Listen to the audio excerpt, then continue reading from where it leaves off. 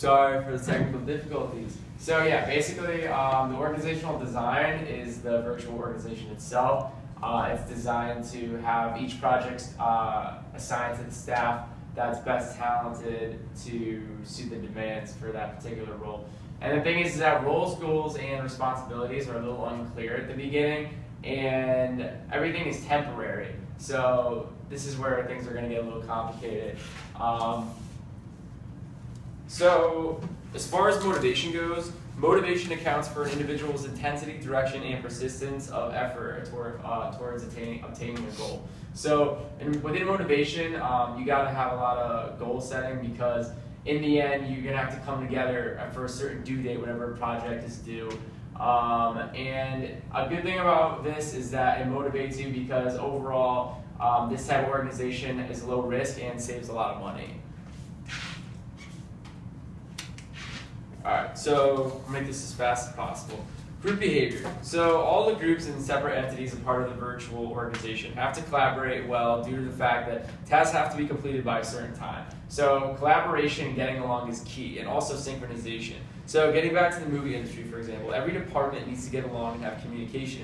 In other words, they must synchronize in order to get the film done. So sometimes one task cannot be started until another is completed. It doesn't matter if they get along or not in the end, because a team is only assembled for an infinite time and then disbanded. They may not get along, but at least it's not a permanent long-term company that they work for. So they don't have to do business with each other again if they don't want to.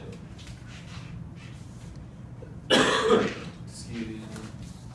Alright, so communication is key. Members who are geographically dispersed and communicate infrequently find it difficult to share information and knowledge, which limits innovation and slow response time. So this is where communication might get a little lost. Again, people don't know their roles or positions and where things are. So communication is really important when you're collaborating with other companies. And then, if there's poor communication, they're not going to want to do business with you again. As far as power goes, so a group of executives whose job it is to oversee basically directly any activities done in-house and coordinate relationships with other organizations that manufacture, distribute, and perform crucial functions for the virtual organization itself. So within there's minimization of bureaucratic overhead, and there's no lasting organization to maintain. So basically, it's just these group of executives that go around looking at the other companies, see how they're doing, and seeing if they're collaborating well on time. Basically like a board of directors. So as far as politics go, there's a lot of political behavior that ensues in a virtual organization. People fight over unclear rules, goals, and responsibilities, and then politics will get in the way when people say, well, I have this and we have that as the role, and they fight over what goals and responsibilities are more important than others, and then that calls for people to bicker over the political issues. And so stress management,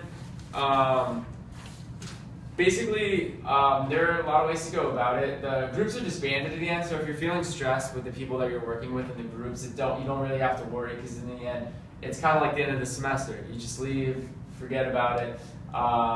At a virtual organization, there's a lot of flexibility, so that helps you with the stress management. You don't have to be stressed so much, and nothing's, again, long term. So you don't have to worry about being stressed for too long if you're not in a situation that you don't like, because once the project is done within the virtual organization, then you don't have to work with the people anymore that are causing you the stress.